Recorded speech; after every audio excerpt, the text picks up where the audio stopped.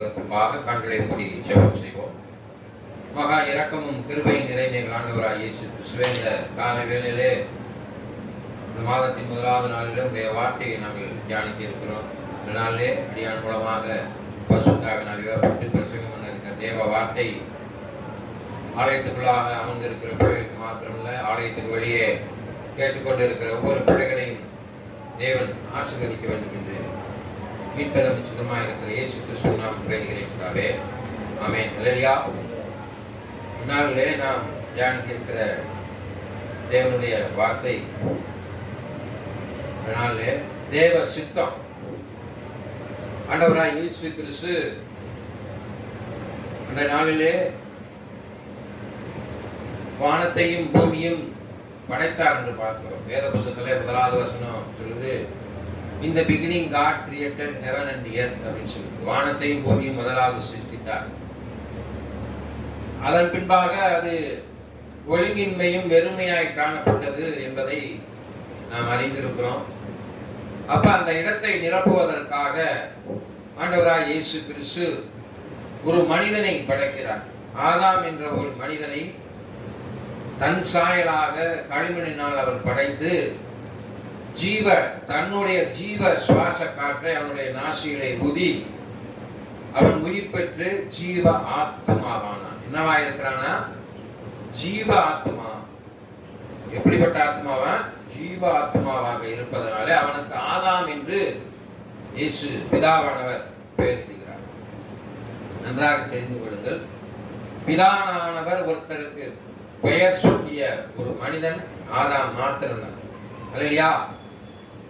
அதன் பின்பாக இயேசு அவனை அந்த தோட்டத்திலே உலாவ விடுகிறார். அநேக மிருக ஜீவன்களை எல்லாம் உருவாகுது, புல்பூண்டுகள் உருவாகுது. அவனுக்கு ஒரு ஏற்ற துணை தேவைப்படுகிறது என்பதை அங்கே தேவ சித்தத்தின்படி அவர் அறிகிறார். அவனை அயர்ந்த நித்திரைக்குள்ளாக கடக்க செய்து அவன் விழா எலும்பிலே இருந்து என்ன செய்கிறாரு? ஒரு மனுஷனாகிய ஆறாம் இடத்தினுடைய விழாவிலிருந்து எடுத்து ஒரு பெண்ணை உருவாக்கினால் அவளுக்கு மனுஷி ஈவ் என்று சொல்லி, ஏவாள் என்று சொல்லி பெயர். அன்பான தேவ பிள்ளைகளே, இது தேவ சித்தமாக இருந்தது. தேவ சித்தத்தை குழைத்து போடும்படியாக பிசாசானவன் ஏவாளை வஞ்சிக்கிறான். வஞ்சித்து இந்த உலகத்திலே தேவ சித்தத்தை மாற்றி அமைத்து விடுவதனாலே ஆதாம் ஏவாள் பாவம் செய்து, இந்த நாளே ஆதாம் செய்த பாவம் மூலமாக தொடர்ந்து நம்மளை பாவம் பிடிச்சிட்டு வந்துச்சு. அப்படி தொடர்ந்து எத்தனை வருஷம் யாரும் சொல்ல முடியுமா? ஆதாமில் இருந்து இயேசு வரைக்கும் 4000 வருடம். அல்லேலூயா. மொத்தம் அந்த வேத புத்தகத்தினுடைய சரித்திரம் பார்த்தீங்கன்னா இன்ன நாள் வரைக்கும் பார்த்தீங்கன்னா 6024 வருடங்கள் ஆகிறது. அல்லேலூயா. 4000 வருடத்துக்கு அப்புறம் தான் இயேசு கிறிஸ்து வரார், ஆதாமுக்கு அப்புறம். அல்லேலூயா. அங்கே ஆதாமுக்கும் ஆபிரகாமுக்கும் உள்ள இடைவெளி எத்தனை வருடங்கள் பார்த்தீங்கன்னா 400 வருடங்கள். அல்லேலூயா. அப்புறம் மோசேக்கும் ஆதாமுக்கும் உள்ள சரித்திரத்தின்படி உள்ள இதை பார்த்தீர்கள் என்றால் கிட்டத்தட்ட 2500 வருடங்கள். அந்த வருடத்திற்கு அப்புறம் மோசேக்கு அப்புறம் பார்த்தீங்கன்னா அங்கே உள்ள வருஷத்துல பார்த்தீங்கன்னா மீதி 1500 வருஷம். மொத்தம் 4000 வருடங்களாக அந்த பிதாவானவர் இது பண்ணி கொண்டிருக்கிறார். இடைப்பட்ட நாட்களிலே மல்கியால இருந்து இயேசு கிறிஸ்துவின் வருகை கொடுக்கிறார். மத்தேயு ஜீசஸ் அது பிறப்பதற்கு 400 வருடம். The Bible says, the history says 400 years. 400 வருடம் பிதாவானவர் அமைதியாக, தேவன் மனிதனோடு பேசாதபடி அமைதியாக காணப்படுகிறது. ஆமென். அப்ப அந்த 4000 வருடம் ஆதாம் செய்த பாவம் தொடர்ந்து வந்து நம்முடைய வாழ்க்கையில நம்மளை என்ன செய்து பாவத்திலே சூழ்ந்து கொண்டிருக்கிறது. பிதாவானவர் பார்க்கிறார். பிதாவானவர் பார்த்து மனிதனை மீட்க வேண்டும், பாவத்திலிருந்து மீட்க வேண்டும் என்பதற்காக, தேவ சித்தத்தை செய்து முடிப்பதற்காக இயேசு கிறிஸ்து 2023 வருடங்களுக்கு முன்பாக மனிதனாக அவதரித்து மனிதனை மீட்கும்படியாக இயேசு கிறிஸ்து இந்த உலகத்திற்கு வருகிறார் என்பது தேவ சித்தமாக இருக்கிறது. ஆமென்.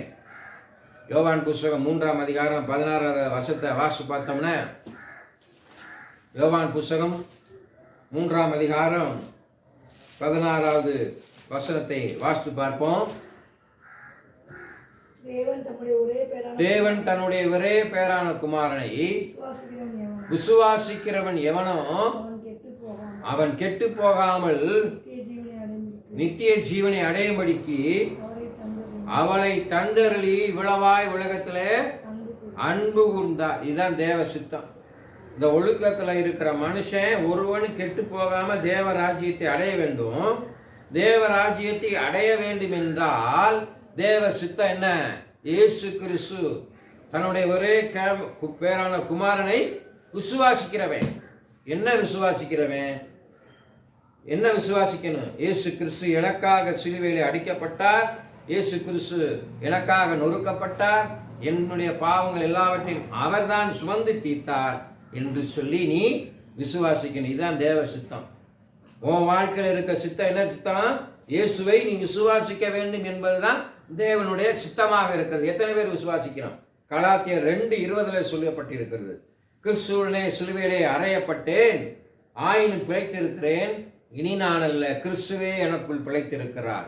இப்பொழுது நான் மாமிசத்திலே பிழைத்திருப்பது எனக்காக தம்மை தாமே ஒப்பு கொடுத்த தேவனுடைய குமாரனை பற்றியான விசுவாசத்தினாலே பிழைத்திருக்கிறேன். அல்லேலூயா. அன்பான தேவ பிள்ளைகளே, நீங்க இயேசு கிறிஸ்துடைய வார்த்தையை அறிந்திருக்கிறீங்க, இயேசு கிறிஸ்துவை தெரிந்திருக்கிறீங்க. நல்லா தெரிஞ்சுக்கோங்க, கலாத்தியர் 2:20 தான் உன் வாழ்க்கையில தேவ சித்தமாக இருக்கிறது. தேவ சித்தம் என்ன என்று சொல்லி அறிந்து பார்க்கணும்னா, கிறிஸ்துவுடனே சிலுவையிலே அறையப்பட்டேன்.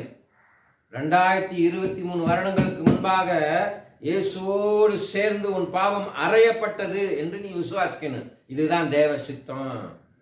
இதுதான் என்னவா இருக்கு? தேவ சித்தமா இருக்குது. நீ விசுவாசித்தால் மாத்திரம் போதாது, நீ விசுவாசித்தால் தேவ மகிமையை காண்பாய். இன்றைய நாளில் எத்தனை பேர் தேவ மகிமையை நம்ம பார்க்கிறோம்? நல்லா யோசிச்சு பாருங்க. எத்தனை பேர் தேவ மகிமையை பார்த்து கொண்டு இருக்கிறோம் என்று சிந்தித்து பாருங்க. இங்கே வேதத்தில் சொல்லியிருக்கு. நீதிமொழியின் புஸ்தகம் 19ஆம் அதிகாரம் 21வது வசனத்தை வாசிப்பாங்க. நீதிமொழியின் புஸ்தகம் 19ஆம் அதிகாரம் 21வது வசனத்தை வாசிப்போம். மாற்று கருத்து இல்லாததாக இருக்கிறது. தேவ சித்தத்துல எந்த விதமான மாற்று கருத்தும் இல்லாம இருக்கும். உன் வாழ்க்கையில மாற்று கருத்து இருக்கும். நீ ஒருத்தட்ட ஒன்று சொல்லியிருப்பாங்க, அதை நிறைவேற்ற முடியாத சூழ்நிலைகள் உன் வாழ்க்கையில ஏற்படக்கூடும். ஆனால் தேவ சித்தத்துல மாற்று கருத்தே கிடையாது. நான் வருவேன் அப்படின்னு சொன்னா வருவார். வருத்தப்பட்டு பாரம் சுமப்பவர்களே எல்லோரும் என்னிடத்துல வாருங்கள் என்று சொன்ன வார்த்தையில அவர் மாறாதவராக இருக்கிறார். மாற்று கருத்து கிடையாது. இந்த வேத புஸ்தகத்துல ஒன்னே ஒரு காரியம் சொல்லியிருக்கு, நன்னா தெரிஞ்சுக்கோங்க. ஐஸ்வர்யவான் பரலோக ராஜ்யத்திலே பிரவேசிப்பது அரிது. அல்லையா? ஆனா இந்த ஜனங்களுக்கு அவர் அளித்த வாக்கு, மாற்று கருத்து இல்லாத வாக்கு என்ன தெரியுமா? நான் உனக்கு நித்திய ஜீவனை அளிப்பேன். அல்லையா? நீ இந்த உலகத்துல எதுக்காக வாழ்ற, என்ன நோக்கத்திற்காக இருக்கிற, தேவ சித்தம் வாழ்க்கை என்ன என்பதை நீ அறிந்து கொள்ள வேண்டும். தேவ சித்தத்தை அறிந்து கொள்ளாம இன்னைக்கு நம்ம என்ன செய்யறோம்? மனம் போன போக்குல வாழ்றோம். அதான் சொல்றார் ஆண்டவர், உன் அவயங்களை அசுத்தத்திற்கு ஒப்பு கொடுக்காமல் அவயங்களை பரிசுத்தத்திற்கு ஒப்பு கொடுக்கணும். ஏன் பரிசுத்தத்துக்கு ஒப்பு கொடுக்கணும்? நீ எதுக்காக இந்த உலகத்துக்கு வந்திருக்கிற? அல்லையா? சங்கீத புஸ்தகத்துல சொல்லி, ஒளி பீடத்திலே நான் உருவாவதற்கு முன்பாக என் அவயங்கள் அனைத்தையும் அவருடைய புஸ்தகத்துல என்ன செஞ்சிருக்கிறாரா? எழுதி வச்சிருக்கிறாரியா. ஒளிபீடம்னு என்ன அர்த்தம்? ஆண்டவருடைய ஜட்ஜ்மென்ட். இந்த ஒளிபீடம் இருக்கு பாத்தீங்களா, அதுல அவர் உன்னுடைய அவயங்கள் அனைத்தையும் என்ன செஞ்சிருக்கிறார்? தன்னுடைய புஸ்தகத்துல எழுதி வைத்திருக்கிறார். நீ எப்ப உருவாகுற, உன் மூக்கு எப்படி இருக்கும், வாய் எப்படி இருக்கும், கண் எப்படி இருக்குன்னு சொல்லி மிக தெளிவாக அவர் எழுதி வைத்திருக்கிறார். நீ இங்கிட்டு அசையவே முடியாது. நம்ம நினைச்சுக்கிட்டே இருக்கிறோம், பரத்தில் இருந்து என் கண்கள் நோக்கியவனமா இருக்கிறது. ஆமென். இயேசு கிறிஸ்து உன்னை என்னையும் பார்த்துக் கொண்டே இருக்கிறார். வாசிங்க நீதிமொழிகள் 19:21. அல்லேலூயா. மனுஷனுடைய இருதயத்தினுடைய எண்ணங்கள் அநேகமா இருக்குது. உண்மைதானே? எத்தனையோ காரியங்களை நாம் சிந்திக்கிறோம். அதான் சொல்றாரு, இருதயத்திலே சுத்தம் உள்ளவர்கள் பாக்கியவான்கள், அவர்கள் தேவனை தரிசிப்பார்கள். உன்னுடைய எண்ணம் எப்படிப்பட்டதாக இருக்க வேண்டும்? அல்லையா? கண்ணானது சரீரத்தின் விளக்காய் இருக்கிறது. உன் கண் கெட்டதா இருந்தால் உன் சரீரம் முழுவதும் இருளா இருக்கும். உன்னில் உள்ள வெளிச்சம் இருளாகாதபடி காத்துக்கொள். அன்பான தேவ பிள்ளைகளே, மனுஷன் வெளித்தோற்றத்தை பார்க்கிறார், கர்த்தரோ இருதயத்தை பார்க்கிறார். இருதயத்தின் நிறைவு வாய் பேசும். அல்லையா? நீ என்ன சிந்திக்கிறியோ அந்த சிந்தனை இருதயத்துக்கு வந்துடும். இருதயத்துக்கு வந்துச்சுன்னா என்ன செய்வ? அதை செயல்பாட்டுக்கு கொண்டு வந்துருவ. அதுதான் அனிச்சை செயல். பள்ளிக்கூடத்தில் உனக்கு கற்றுக் கொடுத்துருக்கான் பத்தியா? வேட்டி கலந்து விழுந்தோடனே டக்குன்னு என்ன செய்யற? டக்கான்னு வேட்டி எடுத்து கட்டக்கூடிய கை உடனே அங்க போயிருது. அனிச்சை செயல் என்று பெயர். அது மாதிரிதான் என்ன சொல்றாரு? டக்குன்னு பொல்லாத பிசாசான சிந்தனை பொல்லாத காரியங்களை விதைத்துக்கலாம். இருதயத்துல அநேக காரியங்களை நினைத்திருக்கலாம். ஆனால் தேவ சித்தம் உன் வாழ்க்கையில என்ன என்பதை அறிந்து கொள்ள வேண்டும். வாசிங்க. ஆனாலும் கர்த்தருடைய நிலை நிற்கும். யாருடைய யோசனை நிலை இருக்கும்? கர்த்தருடைய யோசனை தான் நிலை நிற்கும். மனுஷனுடைய யோசனை எப்படி இருக்கும்? தற்காலிகமானது. உன்னுடைய யோசனை தற்காலிகமானது.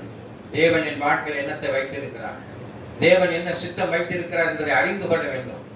என்னுடைய வாழ்க்கையில நான் தாங்குனித்தனமாக தெரிந்தேன், என்னென்னமோ நான் செய்ய முயற்சி செய்தேன். ஆனால் தேவ சித்தம் ஆமென் என் வாழ்க்கையில் நிறைவேறியது. ஆண்டவருக்கு என்று நான் ஒப்பு கொடுத்தேன். அநேக போராட்டம் வாழ்க்கையில கோத்திரம் உண்டு. திறன்பில் நான் உலகத்தை செய்திருக்கிறேன். உங்களை பல மாதிரி சொல்லுவாங்க, என்னென்னமா சொல்லுவாங்க. ஆனால் உன்னுடைய இலக்கு இயேசு என்ன சொல்லி இருக்கிறார் அதை நோக்கி நீ போகணும். ஆமென். அல்லது அங்கே வேதத்துல சொல்லியிருப்பார். ரோமர் புத்தகம் 8ஆம் அதிகாரம் 28வது வசனத்தை வாசிப்பாருங்க. 8ஆம் அதிகாரம் 28வது வசனத்தை வாசிங்க. 28 அன்றியும் அவருடைய தீர்மானத்தின்படி அழைக்கப்பட்டவர்களாய் தேவனிடத்தில் அன்பு கூறுகிறவர்களுக்கு சகலமும் நன்மைக்கு ஏதுவாக நடக்குது என்று அறிந்திருக்கிறேன். நீ உன் வாழ்க்கையில நன்மை நடக்குது என்றால் எப்படி நடக்கும்? வேத புத்தகத்தின் ஆரம்பத்தில் என்ன சொல்லியிருப்பாங்க? அன்றியும் அவருடைய தீர்மானத்தின்படி அழைக்கப்பட்டவர்கள். நீங்கள் என்னை தெரிந்து கொள்ளவில்லை, நான் உன்னை தெரிந்து கொண்டேன். உன் தாயின் கர்ப்பத்திலே நான் அறிந்திருக்கிறேன். அல்லேலூயா.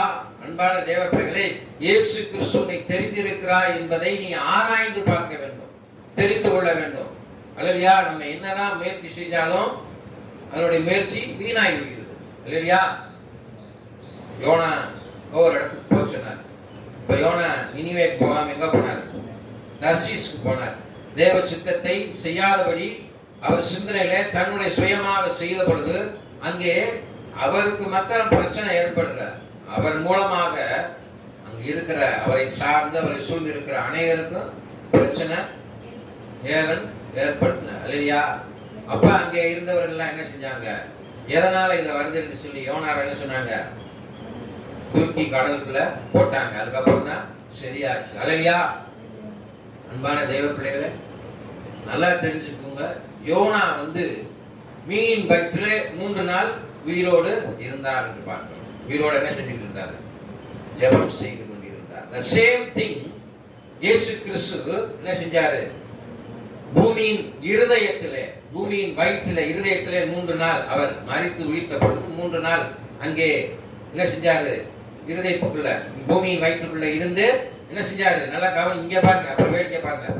நல்லா ஜெபம் பண்ணார், போய் ஆண்டவருடைய வார்த்தையை சொன்னார். அல்லேலூயா. அன்பான தேவ பிள்ளைகளே, உங்க இருதயத்துக்குள்ள யார் இருக்கா? உங்க இருதயம் எப்படிப்பட்டதா இருக்குது? மாசு படிந்ததா இருக்கிறதா? இருதயத்திலே சுத்தமுள்ளவர்கள் பாக்கியவான்கள், அவர்கள் தேவனை தரிசிப்பார்கள். அன்பான தேவ பிள்ளைகளை, இன்னைக்கு உன் பொண்டாட்டி முகத்தை பார்க்கலாம், சந்தோஷமா இருக்கும்.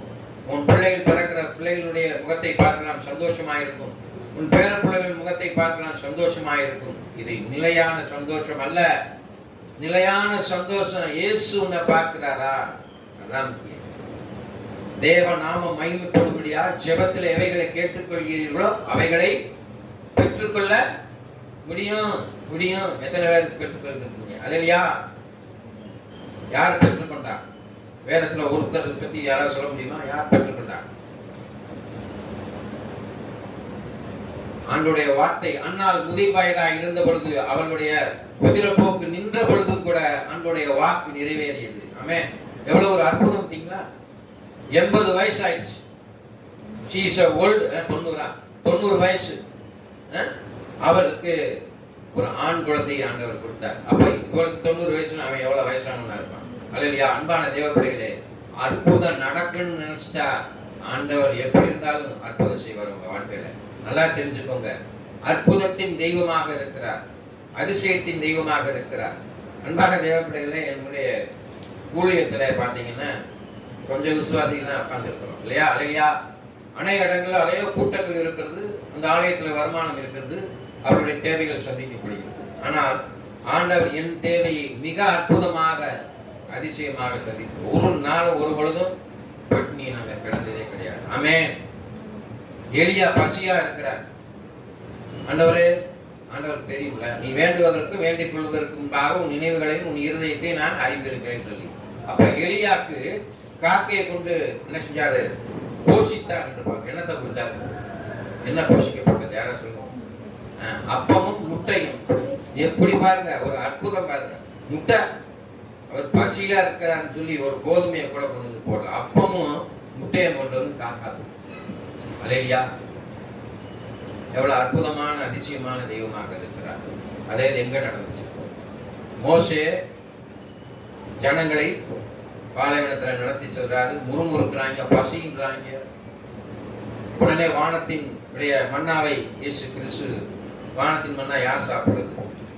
தேவதூதர்கள், வானத்துல பிதாவானவர்கள் இருக்க தேவதூதர்கள் சாப்பிடக்கூடிய மன்னாவை கொடுத்தார். அல்லேலூயா. அப்ப ஆண்டவர் உனக்கு என்னத்தை கொடுப்பார்? உன் வாழ்க்கையில நீ எதை கேட்டாலும் தருவார். ஆமென். மத்தேயு 7ஆம் அதிகாரம் 7ஆம் வசனத்தில் சொல்லியிருக்குது, கேளுங்கள் கொடுக்கப்படும், தட்டுங்கள் திறக்கப்படும், தேடுங்கள் கண்டடைவீர்கள். அன்பான தேவப்பிள்ளைகளே, இன்னைக்கு கிறிஸ்தவன் எல்லாம் தரித்திரத்துல இருக்கான்னு நினைக்கிறீங்க. இந்த ஜனங்கள் 6 பங்களா ஆசீர்வாதமாக இருக்கிறார். வேத புத்தகத்துல சொல்லிட்டு ஆபிரகாமினுடைய ஆசீர்வாதம் இடத்துல வந்து சேரும். ஆபிரகாமுடைய ஆசீர்வாதம் வரணும்னா நீ எப்படி இருக்கணும்?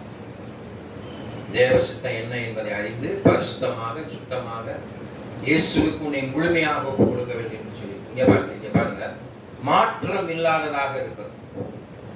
தேவ சித்தத்துல எந்த மாற்றம் இருக்காது. உன் வாழ்க்கையில உனக்கு குழந்தை இந்த வயசுல இத்தனை வருஷத்துல அப்பதான் பிறக்கும் அப்படின்னா அப்பதான் பிறக்கும். உனக்கு இந்த வருஷத்துல இந்த வயசுல உனக்கு ஆசீர்வாதம் நீ சுதந்திரித்துக் கொள்வாய் அப்படின்னா அதான் நடக்கும். நல்லா தெரிஞ்சுக்கோங்க, ஆசீர்வாதம் மாத்திரம்தான் கடவுள் தருவார். நீங்க நினைக்கலாம் இந்த வயசுல அவனுக்கு ஒரு விபத்து வந்துச்சு அப்படின்னா அது பிசாசினால் வருகிறது. உன்னுடைய கவனக்குறைவு. ஆக்சிடென்ட் எப்படி நடக்குது கேட்டீங்கன்னா உங்களுடைய கவனக்குறைவு. உன் வாழ்க்கையில விபத்து நடக்குது என்றால் நீ வாழ்க்கையில ஆண்டவரை பிடிக்கலன்னு அர்த்தம். நீங்க என்ன மறந்தா நான் உன்னை மறந்துடுவேன். அன்பான தேவப்பிள்ளையே, கர்த்தரை தேடுவோருக்கு ஒரு நன்மையும் குறைவும் வராதது, மாற்றம் இல்லாததாக இருக்கிறது சொல்லப்பட்டிருக்கு. சங்கீத புத்தகம் 33:11. அல்லேலூயா. அல்லேலூயா. கர்த்தருடைய ஆலோசனை நித்திய காலமாக. கர்த்தருடைய ஆலோசனை எப்படி காலமாக இருக்கிறது? தற்காலிகமானதல்ல, நித்திய காலமாக. உன்னுடைய அழிவில்லாத வாழ்வு இருக்க வரைக்கும் நித்திய காலமாக. அவருடைய இருதயத்தின் நினைவுகள் தலைமுறை தலைமுறையாகும். அவருடைய இருதயத்தின் நிறைவு எப்படி இருக்குமா? தலைமுறை தலைமுறையாக இருக்கும். ஆமென். என் தலைமுறையில என்ன இருக்குதோ அதான் இருக்கும். அல்லேலூயா. என் தலைமுறைக்கு என்ன சொல்லியிருக்கார் என்பதை ஆண்டவருக்கு தான் தெரியும். தேவ சித்தத்தை அறிந்து கொள்ள வேண்டும் என்றால் தெரிந்து கொள்ளலாம். ரொம்ப நாள் நான் ஜோமனிக்கிட்டே என் மகன் அழைத்து அவர்கிட்ட ஒரு நாள் கேட்டேன், ஏன்ப்பா அழைத்து வர மாட்டேன், எனக்கு வர பிடிக்கலன்றார் படார்த்து. அவர் என்ன நினைத்தார் என்று சொல்லி, அப்பா எனக்கு வர பிடிக்கலை சொல்லிட்டார். ஆனால் தேவ சித்தம் எனக்கு தெரியும். அல்லேலூயா. எங்க போனாலும் பந்து மாதிரி வருவார். அவருடைய அழைப்புல எந்த மாற்றமும் கிடையாது. இன்னைக்கு அவர் என்னன்னாலும் நினைக்கட்டும், அல்லேலூயா, என்னன்னாலும் சிந்திக்கட்டும். தலைச்சம் யாவும் கர்த்தருக்கு சொந்தம் என்று சொல்லியிருக்கு. எனக்கு பின்பாக இந்த ஊழியத்தை அவர் தான் செய்வார், எனக்கு நல்லா தெரியும். அல்லேலூயா. நல்லா தெரிஞ்சுக்கோங்க. இன்னைக்கு ஆலயத்து மக்கள் உங்களுக்கு முன்னால் சாட்சி சொல்றேன். இல்லையா? அவர்தான் என்னுடைய காலங்களுக்கு அப்புறம் இந்த ஊழியத்தை நடத்தக்கூடியவன் தெளிவாக சொல்லியிருக்கேன். நான் மாத்திரம் சொல்லல, அநேக ஊழியர் அவருக்கு சொல்லியிருக்காங்க. அதுக்கு ஒரு நேரம் வரும். there is a time. அல்லேலூயா. அவர் பாப்பார். ஒரு நகை இருக்குன்னு வச்சுக்கோங்க. அந்த நகை என்ன செய்வாங்க? முதல்ல கருப்பா இருக்கும் ஒரு நகை. கோல்டு பார்த்தீங்கன்னா முதல் மின்னாது, பளபளன்னு விட்டாது. ஒரு சீல போட்டு கருப்பா போக போக அதை என்ன செய்வாங்க? அதை புடமிட்டு தீட்டி பளபளன்னு ஆயிடும். அல்லேலூயா. அது மாதிரி நம்முடைய வாழ்க்கையிலே ஆண்டவர் என்ன செய்வார்? தேவ சித்தத்தை நீங்கள் அறிந்து கொண்டால் என்ன செய்வீங்க? உன் ஒளி வந்தது, எழுந்து பிரகாசி. அல்லேலூயா. அன்பான தேவப்பிள்ளை, எல்லாருக்குள்ளேயும் ஒளி இருக்கு. வாசிங்க 1 யோவான் 1ஆம் அதிகாரத்திலிருந்து வாசிங்க.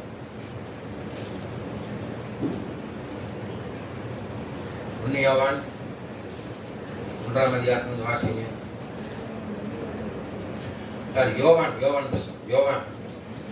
1ஆம் அதிகாரம்.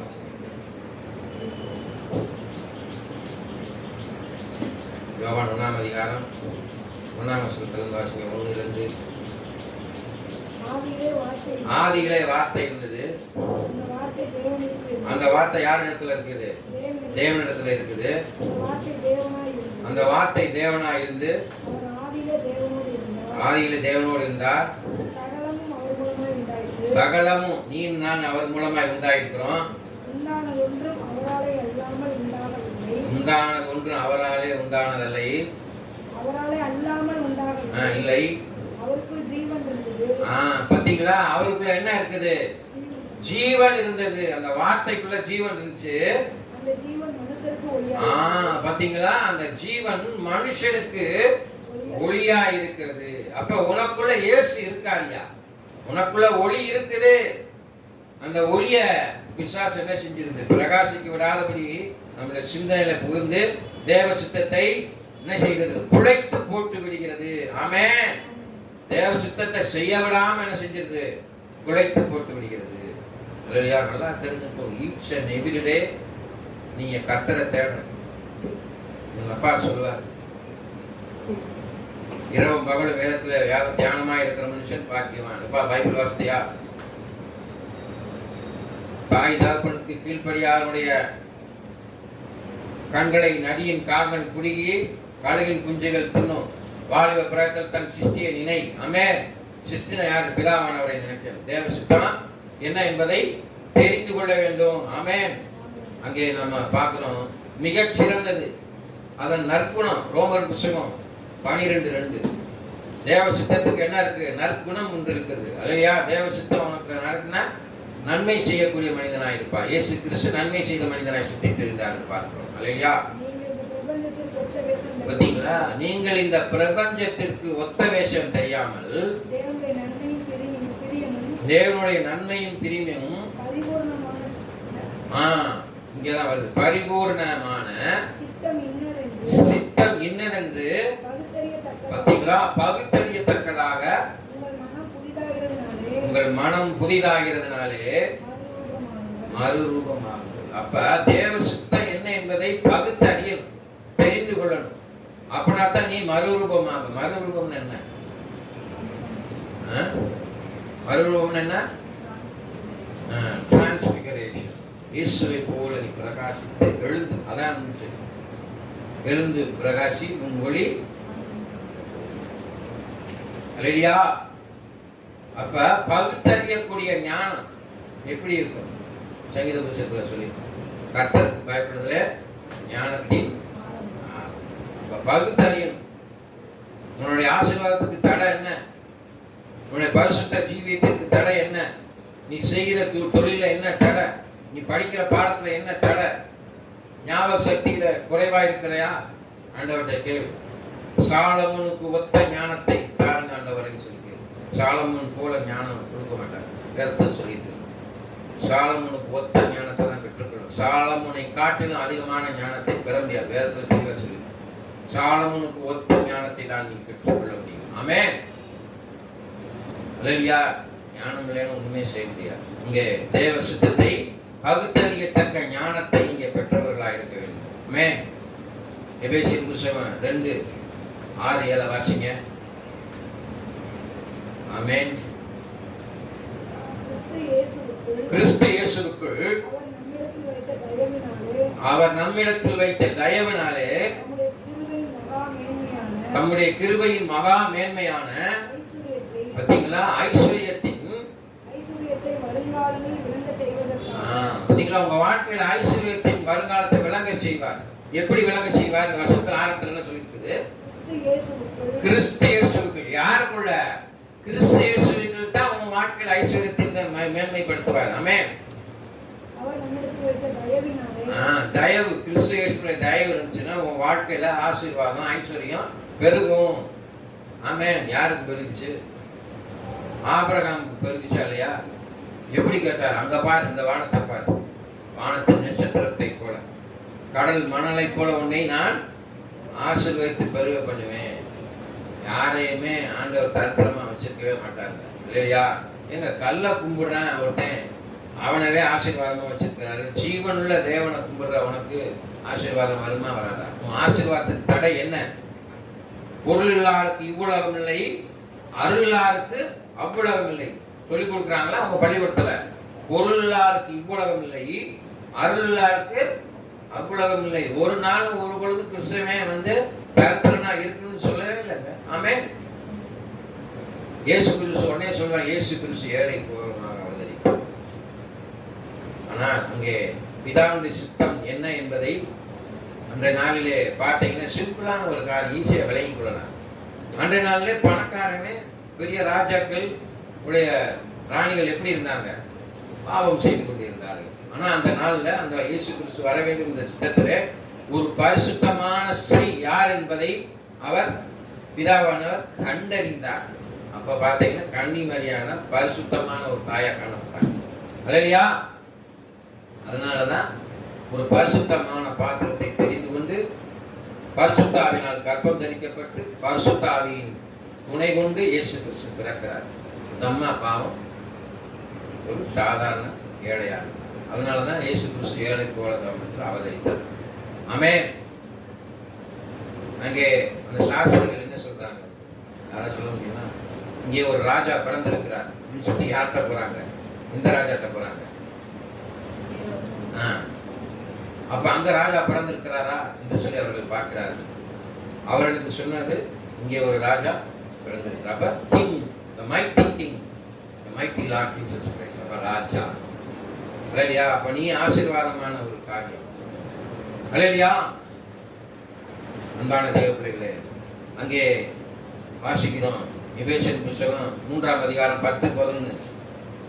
தேவ சித்தம் ஞானத்தை கொடுக்கக்கூடியதாக இருக்கிறது. ஆமென். உன்னதங்களில் உள்ள துரைத்தனங்களுக்கும் அதிகாரங்களுக்கும் அடர்ந்த ஞானமானது. உன்னதங்கள் என்னங்க? பரலோகத்தில் இருக்கிற துரைத்தனங்கள் என்ன? எல்லா ரைட்ஸும் பரலோகத்துல எல்லா ரைட்ஸ் இருக்குல்ல. என்ன ரைட்ஸ் இருக்குது? பரலோகத்துல இருக்கிற அதிகாரம் இந்த பூமியில கூட இல்லைங்க. எல்லா துரைத்தனங்களும் அதிகாரங்களுக்கும் ஆனந்த ஞானமானது சபையின் மூலமாய். அன்பான தேவ பிள்ளைகளா, எதன் மூலமாய்? சபையின் மூலமாய். இப்பொழுது தெரிய வரும் பொருட்டாக இயேசு கிறிஸ்துவை கொண்டு எல்லாவற்றையும் சிருஷ்டித்த தேவனுக்குள்ளே ஆதி காலங்கள் முதல் மறைந்திருந்த ரகசியத்தினுடைய ஐக்கியம் இன்னதென்று எல்லோருக்கும் வெளிப்படையாக காண்பிப்பதற்கு இந்த கிருபை எனக்கு அளிக்கப்பட்டிருக்கிறது. அல்லேலூயா. யாருக்கு? சபையில் இருக்கிற எல்லாருக்கும். சபைக்கு யார் தலையா இருக்கிறார்? இயேசு கிறிஸ்து சபைக்கு தலையா இருக்கிறாரு. நம்ம எல்லாம் அவயமா இருக்கிறார். அதனாலதான் சபை கூடுதலை கைவிடாது. அதிகாரங்களும் துணைத்தனங்களையும் நீ பெற்றுக்கொள்ள வேண்டும் என்றால் அனந்த ஞானம். இந்த உலகத்துல அனந்த ஞானம் ரொம்ப அவசியம். ஒரு மனிதனை பார்த்த உடனே நீ என்ன செய்யலாம்? நிதானித்து விடலாம், ஆராய்ந்து விடலாம். அந்த ஞானம் ரொம்ப அவசியம். ஆவி நிதானிக்கும் என்று சொல்லப்பட்டிருக்கிறது. மனுஷனுடைய அடுத்தவனுடைய ஆவியை நீ நிதானித்துள்ள, என்ன சிந்திக்கிற அவனை குறித்து, என்ன செயல்படுறான்னு சொல்லி பார்க்கலாம். அல்லேலூயா. இப்படி தேவ சித்தம் ஆமென். சகல ஜனங்களை பார்க்க நீ ஆசீர்வாதமாய் இருக்க வேண்டும் என்றால் தேவ சித்தம் என் வாழ்க்கையில் என்ன என்பதை அறிந்து கொள்ள. அன்பான தேவ பிள்ளைகளே, கிறிஸ்தவர்களாய் இருக்கிற நீங்க தேவ சித்தம் இயேசு மூலமாக தான் தேவ சித்தம் என்பதை விசுவாசிக்க வேண்டும். உங்க வாழ்க்கையில நீங்க வீடுகளில் இந்த வசனத்தை மனப்பாடம் பண்ணி வச்சுக்கோங்க. கலாத்தியர் 2:20 வசனத்தை விசுவாசித்தால் தான் நீ இந்த உலகத்துல உழைக்க முடியும். கண்களை மூடி ஜெபம் செய்வோம். மகா இரக்கமும் கிருபை நிறைந்த எங்கள் ஆண்டவராய் இயேசு கிறிஸ்து, இந்த காலை வேளையிலே, இந்த மாதத்தினுடைய முதலாவது நாளிலே விளைவிக்க முடியாத உங்களுடைய அன்பை பெற்ற பிள்ளைகளால் தேவ சித்தம் என்ன என்பதை அறிந்து கொள்ளும்படியான ஞானத்திலும் அறிவிலும் பிள்ளைகளை நிரப்புங்க. சத்தியத்தை அறிவீர்கள், சத்தியம் உங்களை விடுதலையாக்கும் என்று சொன்ன வாக்கு தத்தத்தின்படி சத்தியத்தை அறிந்து சத்தியத்தை நிலைத்திருக்க முடியாத ஞானத்தினால் பிள்ளைகளை நிரப்புங்க. அவர்கள் இங்கிருந்து கடந்து செல்லும் பொழுது இயேசு கிறிஸ்துவின் மெய்யான சமாதானத்தையும் ஞானத்தையும் இயேசு கிறிஸ்துவின் சித்தத்தையும் அறிந்து கொள்ள உதவி செய்ய வேண்டும். இயேசு நாம் வேண்டி